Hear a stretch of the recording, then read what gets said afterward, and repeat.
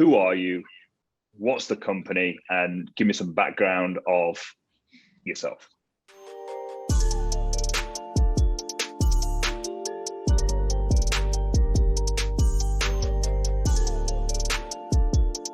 We are now a social first agency called Nonsensical. So we were Updates Media, but we have recently rebranded to the Nonsensical name. And the reason why we've done that is because if you think about the world of social media, it is absolutely nonsensical. So if you think of 2021, the type of content that's gone viral, it's a baked beans on Weetabix. It's Bernie Sanders in a chair. It's Jackie Weaver at the parish council. All of this stuff makes no sense. So when you work with a company or when you create content for social media, it's very obvious to make the content make sense, right? You're just very logical when you approach social media. I need to tell people about what I do. Whereas actually, when you approach social media, actually being nonsensical makes more sense and gets more cut through. So that's where we come in, but it's also vitally important that you make sense of the nonsense. So you have to look at the data, you have to look at the reporting, you have to look at the trends in order to make what you're doing make sense within the realm of the world of social. So yes, we've rebranded to Nonsensical. Personally, I'm CEO. We've managed to grow to a team of 20. We started off the pandemic with 5, so we've actually grown quite considerably in the past 12 to 18 months, which is incredible and quite unexpected. When we first heard the news of lockdown, it was pretty grim, but we managed to battle through. So that's what we do. In a nutshell, Nonsensical is a social first marketing agency, but we have a slight difference in the fact that we've actually built our own communities. You or I, in the length of this podcast, Sean, could launch a social media agency. The barrier to entry is literally zilch. If you've got a phone and you've got a Twitter account, you can be an agency. It's that easy. So we've come to the market by having launched our own communities. So one of those is called Birmingham Updates. It's been going almost 10 years. We've grown it to 650,000 followers on Facebook, Twitter, Instagram, and now TikTok, which is by far the most exciting. And we also own Best of Bristol, which has got, again, 150,000 followers with huge engagement rates on Facebook, Instagram, and TikTok also. So we've been there, we've done it, we've built our own communities, and now we bring those expertise to our clients. That's interesting. So Nonsensical, social first agency.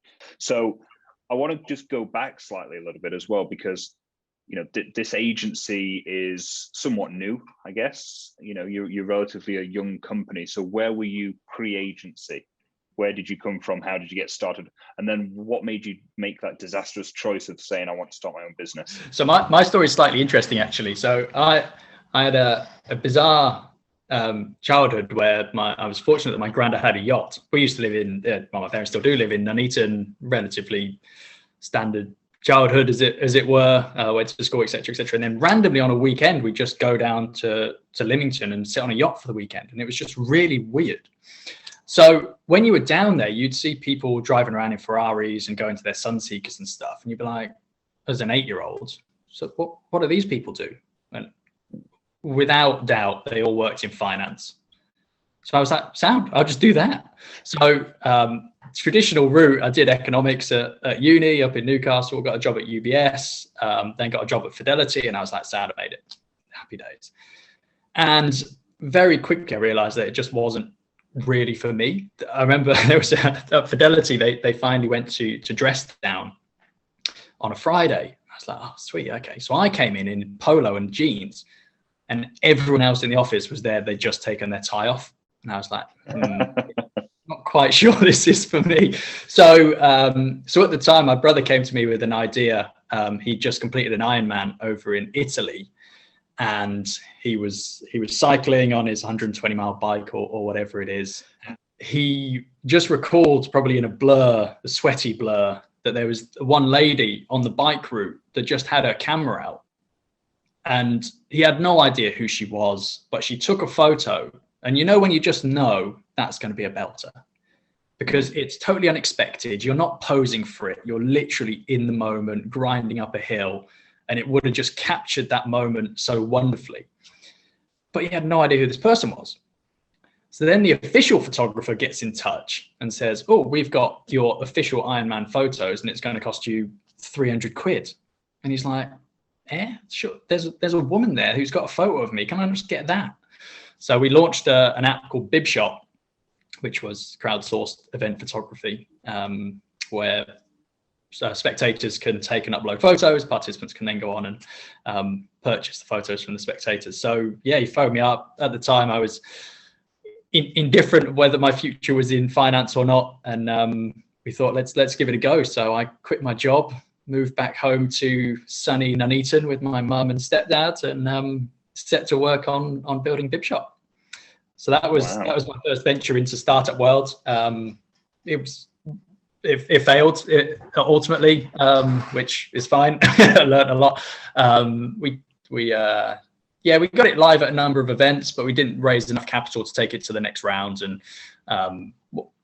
whatever reason. So we hung BibShop out and moved on to the next thing, and that was when I met our current chairman at Updates, or Nonsensical was formerly Updates, and yeah, he said, oh, I've got this business that I've invested in. Do you fancy being CEO? And I was like, yeah, why not? And then today we're a team of 20 and rebranded and offer all sorts of social media services. So it's been quite a journey. So that's interesting. You've actually got people there that are looking up to you, especially from that apprenticeship level, right? But who did you look up to apart from the sailboat family members and the bankers? You know, was there anyone in particular that you did look up to and think, actually, yeah, this person's given me a lot of great advice over the years? I'm quite fortunate. My dad quit his job and set up his own business, which was awesome. We kind of lived that through with him. He's just successfully retired, which is epic. I mean, not the best. Well, I guess it is good for him retiring into a pandemic, because I think he was wondering what he should do with his life and actually got told he can't do anything. So that was quite good for him. So yeah, dad's always been amazing. I mean, our current chairman, the fact that I left my own startup to go and be CEO at Updates Media at the time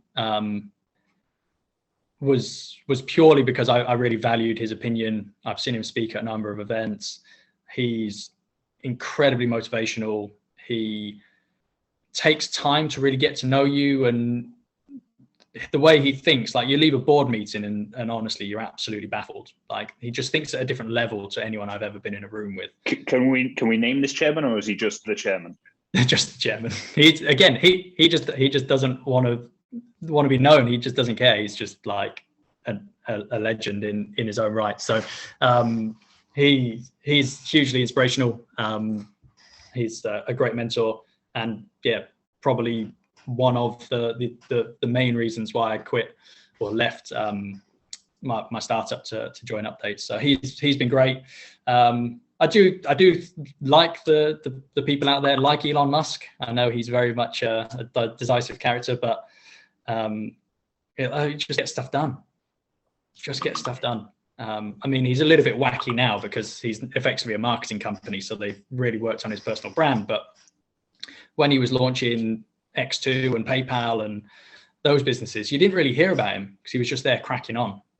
And for me, like to absolutely transform 2 markets, or however many he's in now, is hugely inspirational. And for someone that says you can't do something, I just look at him and just go, of course you can. There's always a solution. Do you have any favorite quotes to live by, or any favorite quotes that you adhere to? And I want to know your answer, but also specifically to your industry and where you play. Is there a meme that represents you and that you live by? So I was born in Hereford. My dad still lives in Hereford, which is obviously the big SAS camp. And the big SAS kind of phrase is, it's better to light a few candles than complain about the dark. And I always live by that. I can't be bothered with people who moan. Just get on with it. Just try something different. Find a solution. And I always, it's not really a famous quote, but I just live by the fact that don't worry about problems you can't solve. If if, for example, you're working with a new client and their procurement system is an absolute pain in the ass, just don't worry about it. There's nothing I can do sat in my house to transform the way somebody changes their internal procurement system. So just don't worry about it.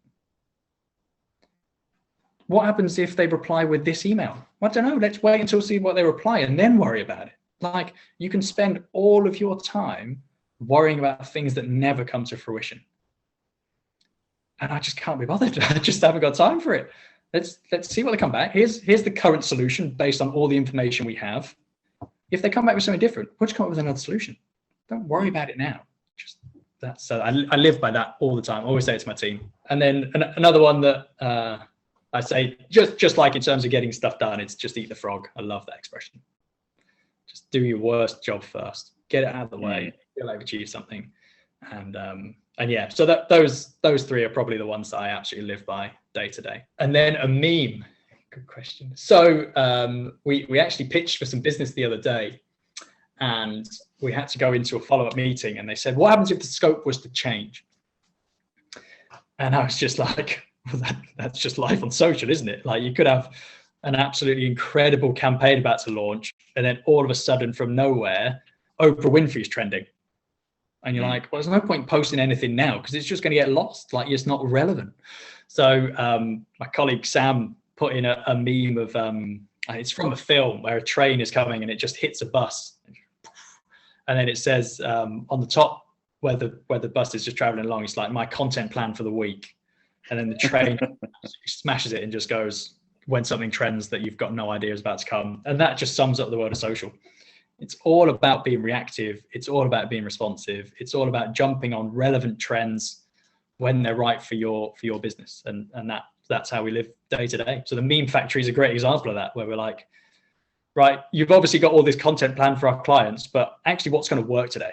What's going to work is, right, it's Paddy's Day, or Meghan Markle's trending, or Bernie Sanders in a chair, or someone at Weetabix just put Heinz Beans on the top of them. What can we do about that? So it's just being super responsive and reactive. So that meme summed it up perfectly.